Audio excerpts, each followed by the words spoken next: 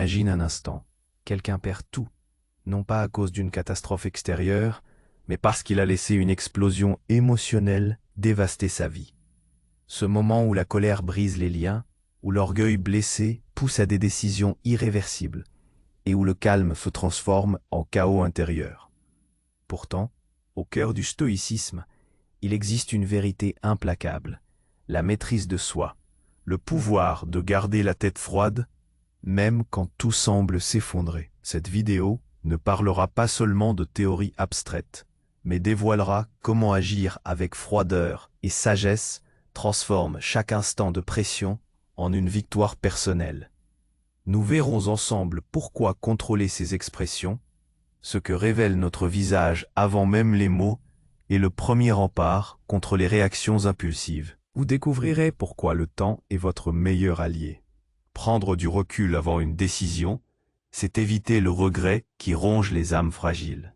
La colère, cette émotion perfide, impose un tribut invisible, détruisant plus que ce qu'elle prétend résoudre. En opposition, la sérénité, loin d'être faiblesse, incarne un respect profond pour soi-même et pour les autres, forgeant une autorité émotionnelle silencieuse et puissante. Vous apprendrez à observer sans réagir, à capter le vrai jeu des provocations sans y céder, car c'est dans ce détachement que réside la liberté. Ne plus être l'esclave de ses émotions, garder un focus implacable, ignorer les distractions inutiles, et comprendre que parfois, le silence est la réponse la plus redoutable. Au final, la véritable force ne se mesure pas dans la rudesse ou la violence, mais dans la capacité à ne pas se laisser piéger, à dominer ses réactions et à avancer droit vers ses objectifs avec une sérénité qui impressionne bien plus. Le voyage stoïcien n'est pas une simple leçon. C'est un défi personnel intense où vous êtes invité à renverser la tyrannie de vos émotions pour devenir, enfin, le maître incontesté de votre esprit et de votre destin. Voici les 10 clés essentielles pour agir avec froid et sagesse, fondées sur cette philosophie intemporelle. 1. Maîtrise du visage. Gardez ses émotions invisibles. 2. Le temps. Allié de la réflexion intelligente. 3. Dominer la colère pour éviter ces pièges coûteux. 4. Résister à l'impulsion dictée par l'orgueil blessé. 5. Cultiver la sérénité comme forme suprême de force. 6. Observer sans réagir, l'art de ne pas tomber dans le piège. 7. Focaliser son attention pour maintenir sa discipline. 8. Choisir le silence comme arme de contrôle puissant. 9. Ignorer les provocations pour conserver son pouvoir intérieur. 10. Avancer avec détermination, guidé par le calme souverain. Si cela fait sens pour vous jusqu'ici, si ces réflexions résonnent avec votre quête de maîtrise, aimez la vidéo et partagez-la avec quelqu'un qui a besoin d'entendre cela. Votre engagement soutient cette démarche de clarté et de force intérieure. Nous avons vu comment la maîtrise de nos expressions et l'usage judicieux du temps sont les premiers remparts contre le chaos. Comment la colère, cette bête perfide, nous dévore de l'intérieur, bien avant de ravager l'extérieur. Mais la sagesse stoïcienne ne s'arrête pas là. Elle nous invite à une exploration plus profonde, à une vigilance constante face aux pièges que nous nous tendons à nous-mêmes. Continuons notre chemin à travers ces 10 clés essentielles pour agir avec froideur et sagesse. 4. Résister à l'impulsion dictée par l'orgueil blessé. L'orgueil. Cette part de nous si fragile, si prompte à se sentir attaquée, à réclamer vengeance pour la moindre égratignure. Il est le gardien des apparences, le défenseur d'une image que nous avons construite, parfois au détriment de notre être profond. Quand l'orgueil est blessé, il murmure à nos oreilles des injonctions de réplique immédiate, de justification véhémente, de retrait stratégique, mais empreint de ressentiment. C'est une réaction viscérale, une douleur primitive qui nous pousse à des actions impulsives, souvent irréversibles et toujours regrettables. Imaginez cette scène si courante dans notre monde connecté.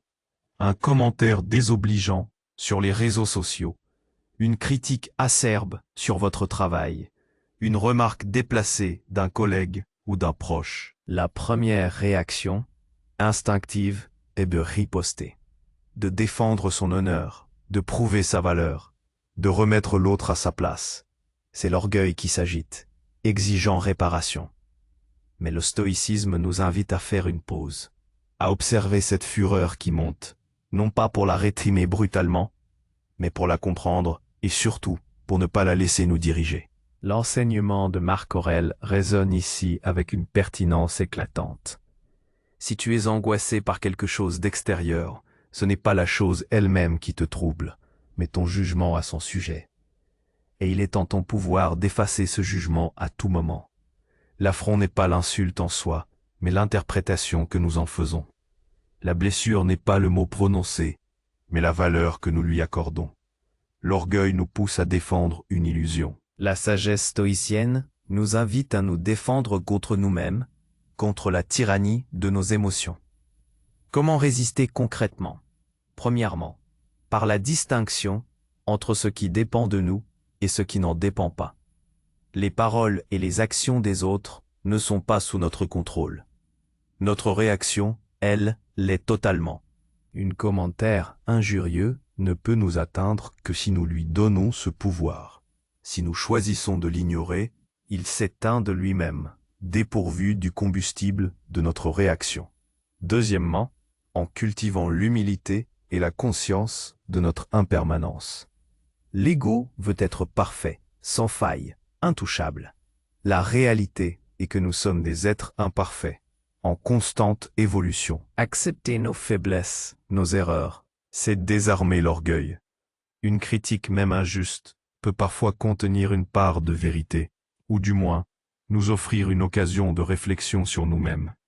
Pensez à ce PDG qui, face à une diffamation publique, choisit de répondre non par la colère ou la dénégation agressive, mais par des faits, par une démonstration calme de sa détermination et de son intégrité. Son silence face à l'insulte initiale est une preuve de force, non de faiblesse. Il ne laisse pas l'orgueil blessé dicter une bataille qu'il sait perdue d'avance, celle des éclats émotifs. Il se concentre sur ce qui est en son pouvoir, son travail, sa conduite, sa réputation à long terme.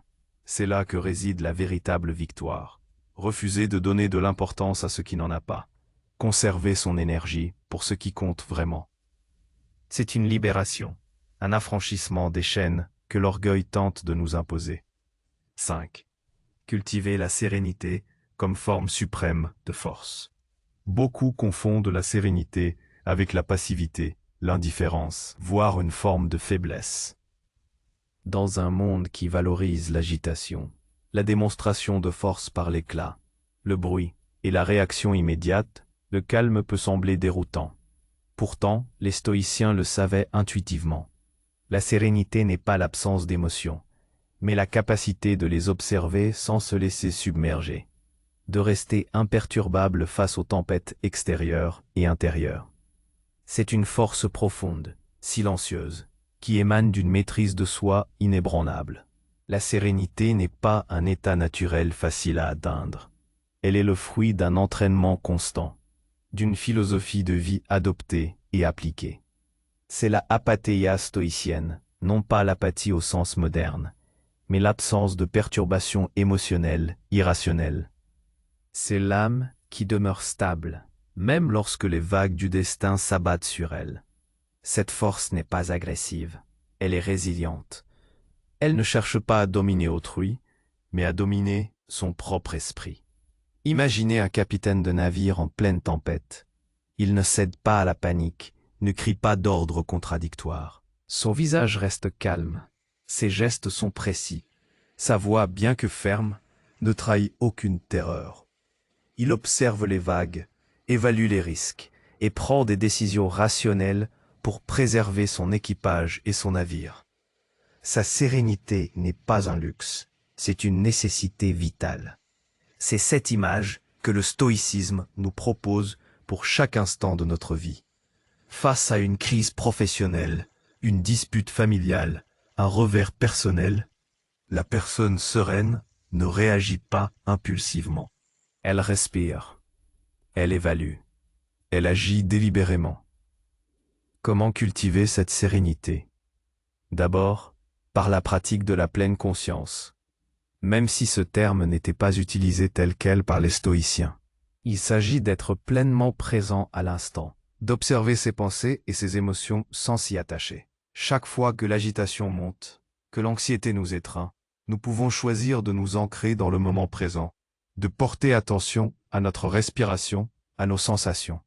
Ensuite, par l'acceptation radicale de ce qui est.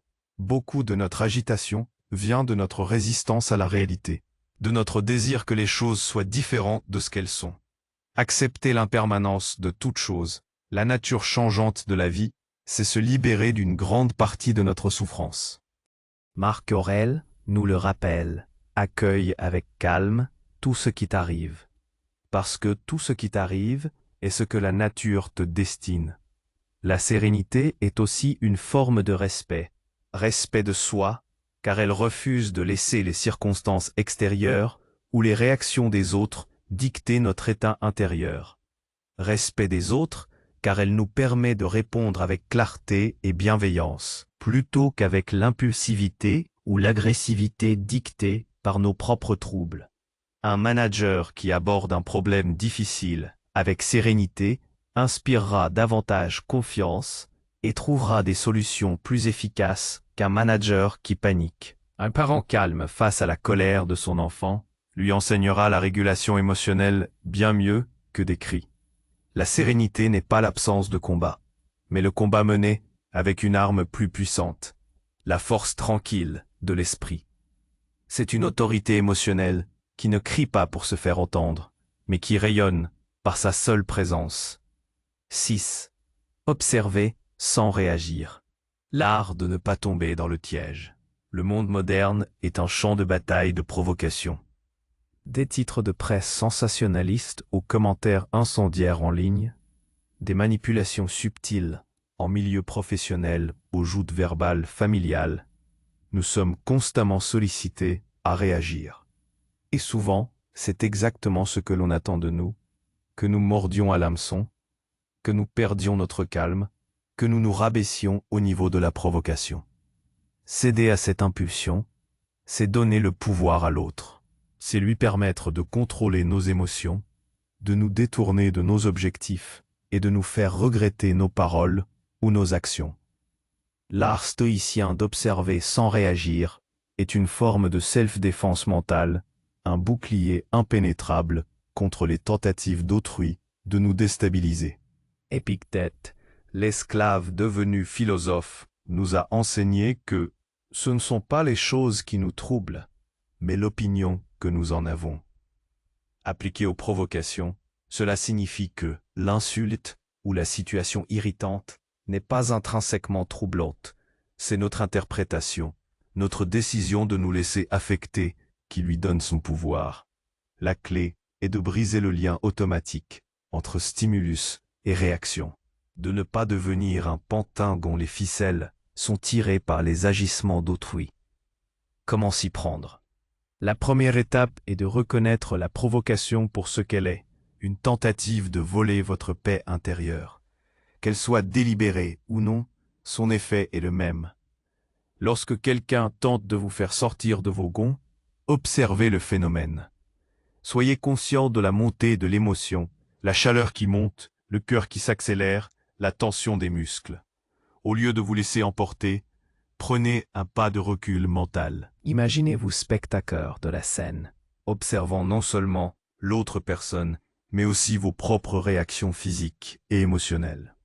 C'est une forme de pleine conscience, appliquée à l'interaction sociale. Un collègue fait une remarque sarcastique lors d'une réunion. Votre estomac se noue. Au lieu de répondre du tac au tac, de justifier, de contre-attaquer, observez. Que cherche-t-il? À vous discréditer? À se sentir supérieur? Est-ce que sa remarque a une valeur objective ou est-ce purement subjective, le reflet de ses propres insécurités? En observant sans réagir, vous refusez de valider son comportement. Vous lui déniez le plaisir de vous voir fléchir. Pensez à l'analogie du judo ou de l'aïkido, où la force de l'adversaire est utilisée contre lui-même. En ne réagissant pas directement, vous laissez l'énergie de la provocation se dissiper sans point d'accroche. Le provocateur cherche un conflit. S'il ne le trouve pas, son attaque tombe à plat. Cela demande une force intérieure immense, car notre instinct nous pousse à la confrontation. Mais cette force n'est pas celle du bras de fer, elle est celle de l'invisibilité, de l'imperméabilité. La pratique de l'observation sans réaction vous libère de l'esclavage émotionnel. Vous devenez le maître de votre arène intérieure, choisissant ce qui y entre et ce qui n'y entre pas. Vous n'êtes plus une feuille emportée par le vent de chaque interaction, mais un arbre solidement ancré. Cela ne signifie pas que vous devez accepter l'injustice ou le manque de respect sans mot dire. Non. Cela signifie que votre réponse sera mesurée, délibérée, et non dictée par une impulsion de rage ou d'orgueil blessé. Elle sera une action choisie et non une réaction subie. C'est la distinction fondamentale qui vous permet de conserver votre pouvoir. Focaliser son attention pour maintenir sa discipline. Dans un monde inondé d'informations, de notifications incessantes, de sollicitations multiples, l'attention est devenue une ressource rare et précieuse. Les distractions sont omniprésentes, nous tirant dans 1000 directions, nous empêchant de nous concentrer sur ce qui compte vraiment. Pour le stoïcien, la capacité à focaliser son attention est le pilier de la discipline personnelle, l'outil essentiel pour ne pas se laisser éparpiller par le bruit du monde et pour diriger son énergie vers ses objectifs vertueux. C'est le principe de la prosoc. Cette attention constante à ses pensées, à ses jugements et à ses actions. Les stoïciens comprenaient que l'esprit humain est naturellement enclin à la divagation. Sans une direction claire, il se perd dans les spéculations inutiles, les regrets du passé, les angoisses de l'avenir et les 1001 sollicitations externes. Marcus Aurèle, empereur, constamment tiraillé par les affaires de l'Empire, savait que la discipline de l'attention était sa meilleure arme. Ne laisse jamais ton esprit s'écarter de la voie droite. Cela signifie veiller sur nos pensées, sur la qualité de notre attention, comme un jardinier veille sur son jardin, arrachant les mauvaises herbes, les distractions, les pensées négatives, et nourrissant les bonnes plantes, la concentration, les pensées constructives. Dans notre quotidien moderne, cette discipline est plus cruciale que jamais.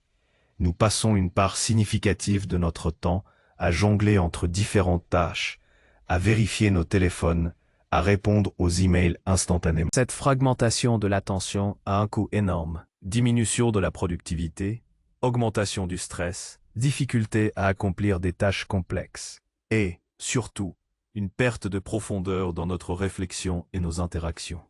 La focalisation n'est pas seulement une technique de travail, c'est une manière d'être, un mode de vie qui privilégie la qualité à la quantité, la profondeur à la superficialité. Comment cultiver cette focalisation? Tout d'abord, par la clarté de nos objectifs. Si nous ne savons pas où nous allons, n'importe quelle distraction peut nous sembler valable. Définir clairement ce qui est important pour nous, nos valeurs, nos projets, nos relations, nous donne un filtre pour juger de la pertinence des sollicitations. Est-ce que cette activité contribue à mon objectif? Sinon, est-ce une distraction nécessaire ou futile? Deuxièmement, par la pratique du travail profond ou de la monotâche. Choisissez une tâche importante, éliminez toutes les distractions potentielles, notifications, onglets inutiles, etc. Et plongez-vous-y entièrement pendant une période définie. Laissez votre esprit s'immerger, sans interruption. C'est dans cette immersion que naissent les meilleures idées et les accomplissements les plus significatifs. Imaginez un athlète olympique avant une épreuve. Son focus est total. Il n'est pas distrait par la foule, par les autres concurrents, par ses propres doutes. Il est entièrement dans l'instant, concentré sur chaque mouvement, chaque respiration. C'est ce niveau d'engagement Que le stoïcisme nous invite à appliquer à notre vie. Non pas seulement aux grands défis, mais aux petits moments. Écouter attentivement quelqu'un, lire un livre sans que l'esprit ne divague, accomplir une tâche simple avec pleine conscience, focaliser son attention. C'est aussi un acte de résistance. C'est refuser d'être un consommateur passif d'informations, un jouet des algorithmes qui cherchent à capter notre temps de cerveau disponible. C'est reprendre le contrôle de notre esprit, le diriger consciemment vers ce qui l'enrichit et le fait progresser. C'est choisir de ne pas être l'esclave des caprices de l'attention moderne, mais le maître de sa propre discipline intérieure. C'est ainsi que l'on construit une vie alignée avec ses valeurs, étape par étape, sans se laisser dérouter. Choisir le silence comme arme de contrôle puissant.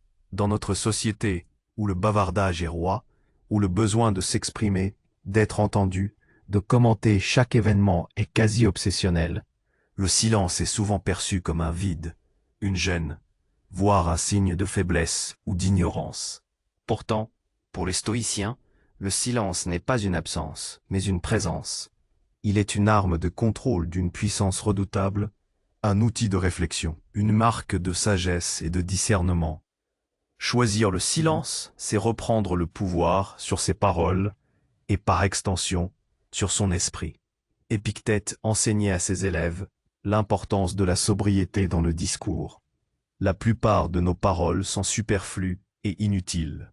Il suffit de parler quand c'est absolument nécessaire et dans la mesure où c'est nécessaire. Le silence stoïcien n'est pas mutisme. C'est un choix délibéré, une abstention consciente de parler quand les mots sont inutiles, nuisibles, ou quand la situation exige une écoute plus attentive qu'une réponse précipitée. C'est l'intelligence qui précède le verbe, la réflexion qui pèse chaque mot avant qu'il ne soit prononcé. Imaginez une discussion animée, voire houleuse, où les arguments fusent et les émotions montent. La tentation est forte d'intervenir, de crier plus fort, de s'imposer par le volume. Mais c'est souvent dans ces moments que le silence devient le plus percutant. La personne qui choisit de se taire, d'écouter, d'observer, ne perd pas son pouvoir. Elle le renforce. Son silence oblige les autres à se calmer, à réfléchir à leurs propres paroles.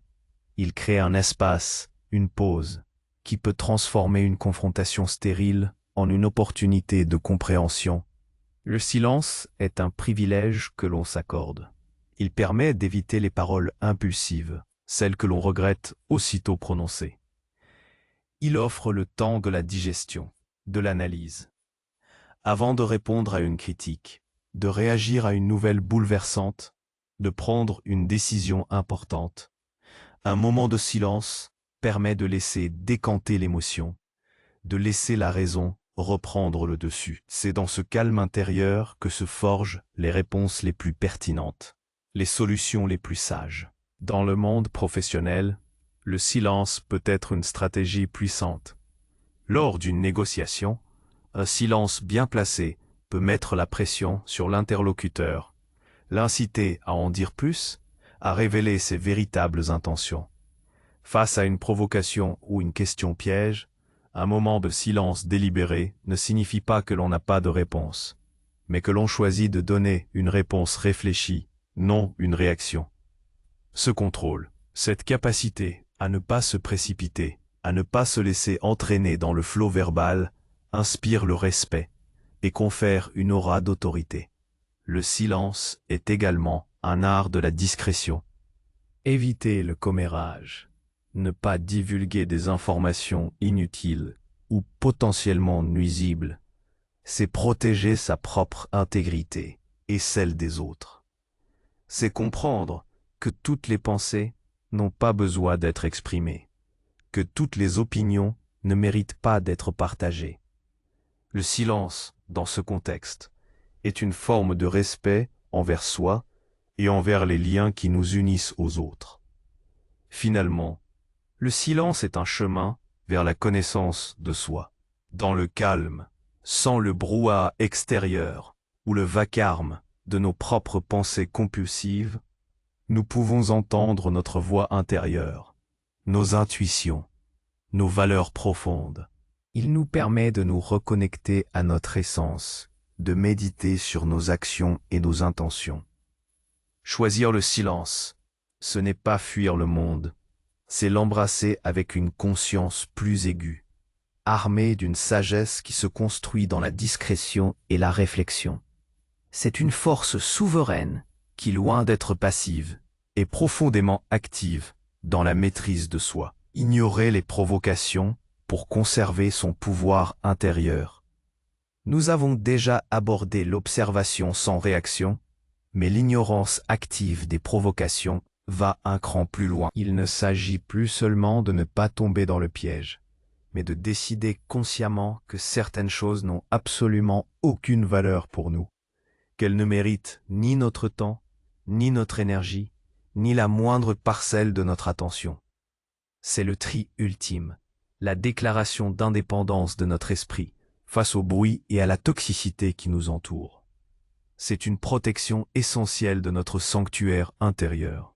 Les stoïciens considéraient que la plupart des choses qui nous bouleversent sont des indifférents, des choses qui n'ont pas de valeur morale intrinsèque et qui sont hors de notre contrôle. Les insultes, les critiques non constructives, les rumeurs malveillantes, les tentatives de déstabilisation, tout cela relève du domaine des indifférents. Leur pouvoir réside uniquement dans la signification que nous leur accordons. En choisissant de les ignorer, nous leur retirons cette signification. Nous les dépouillons de toute puissance.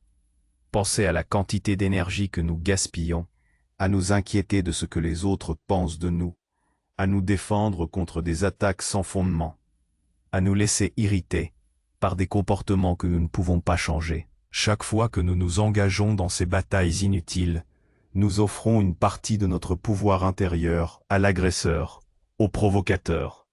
Nous lui donnons l'autorisation de perturber notre paix. Ignorer n'est pas de la faiblesse, c'est une stratégie de conservation d'énergie, une affirmation de souveraineté. Imaginez une scène courante, un débat houleux en ligne, où les arguments sont rapidement remplacés par les attaques personnelles. Une personne lance une insulte, une pique. La réaction impulsive serait de riposter, de s'engager dans la boue. Mais la personne stoïcienne, ayant cultivé cette discipline d'ignorer, va simplement passer son chemin. Elle ne va pas répondre, ne va pas donner de l'importance à ce qui n'en a pas. Elle va refuser de gaspiller ses précieuses ressources mentales dans une interaction stérile. Cette non-réponse est la réponse la plus forte qui soit. Elle démontre que l'on n'est pas affecté, que l'on est au-dessus de la mêlée. Marc Aurèle nous exhorte à ne pas laisser les pensées sur les choses extérieures troubler votre esprit. C'est un entraînement constant à filtrer ce qui nous parvient.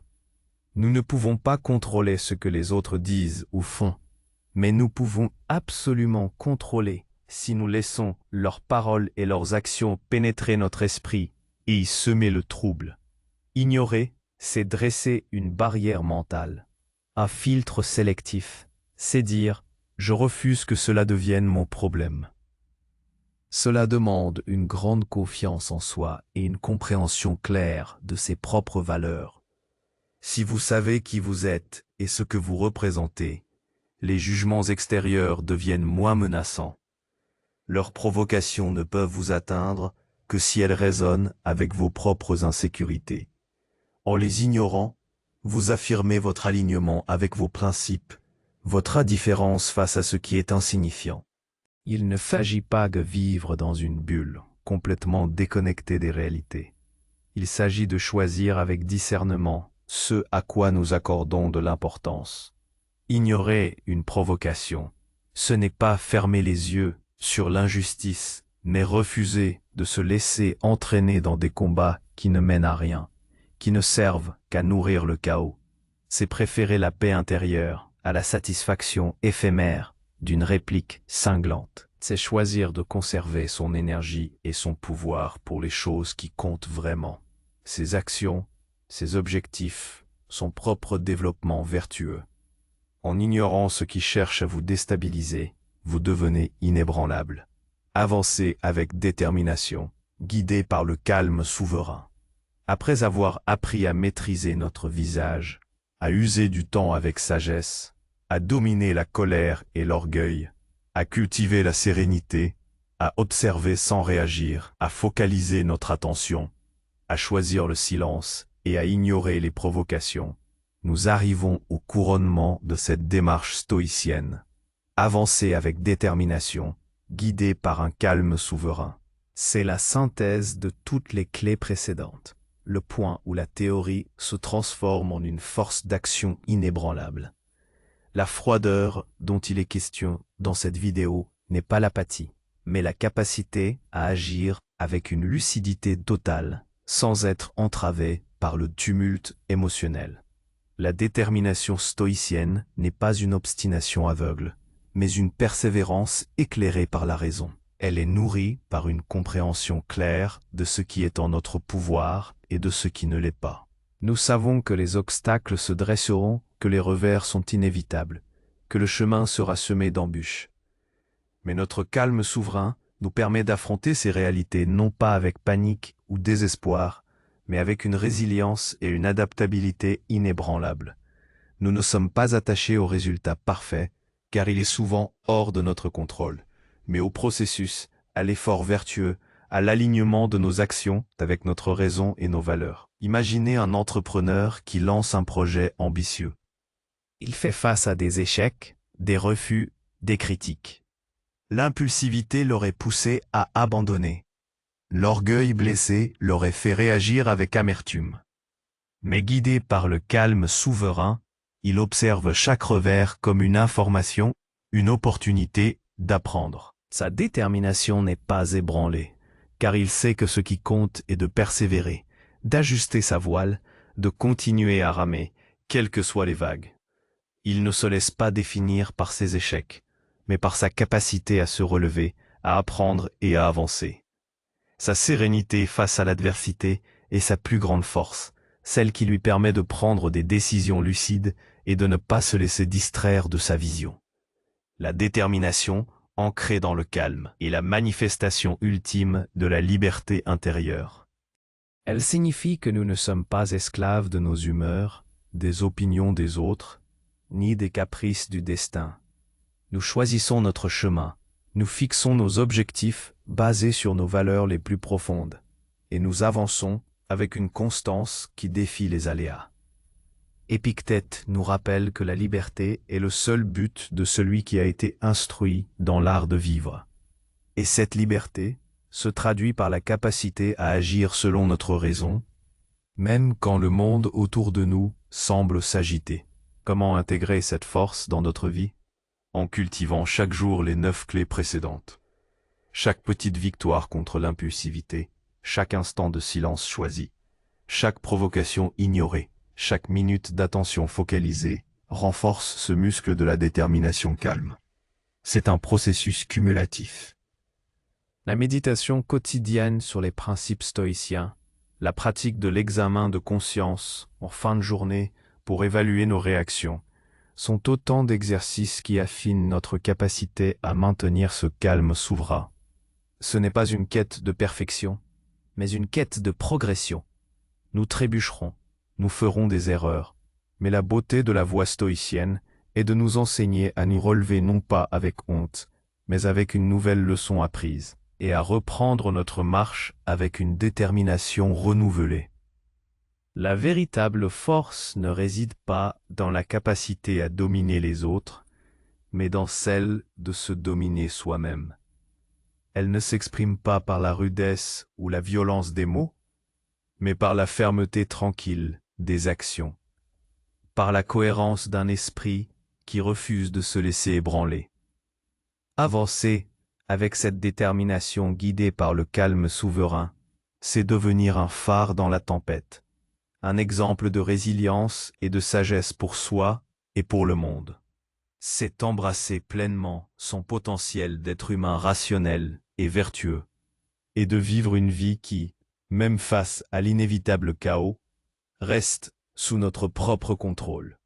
Le véritable maître de soi n'est pas celui qui n'a jamais de tempête intérieure, mais celui qui apprend à naviguer avec une sérénité inébranlable, transformant chaque rafale en une occasion d'affermir son cap.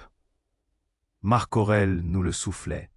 Cesse d'être un esclave, cesse d'être une marionnette, tirée par des fils qui sont tes impulsions. La question n'est donc pas de savoir si le chaos viendra frapper à votre porte, mais de savoir comment vous l'accueillerez. Serez-vous un roseau courbé par le vent ou un roc inébranlable face à l'océan? Votre pouvoir réside dans cette réponse. Comment allez-vous choisir de diriger votre navire intérieur face à la prochaine tempête qui se présentera? Laissez un commentaire et partagez votre réflexion. Si cette vidéo vous a apporté de la clarté et de la force, n'oubliez pas de l'aimer et de partager notre chaîne pour que d'autres puissent aussi découvrir cette sagesse intemporelle.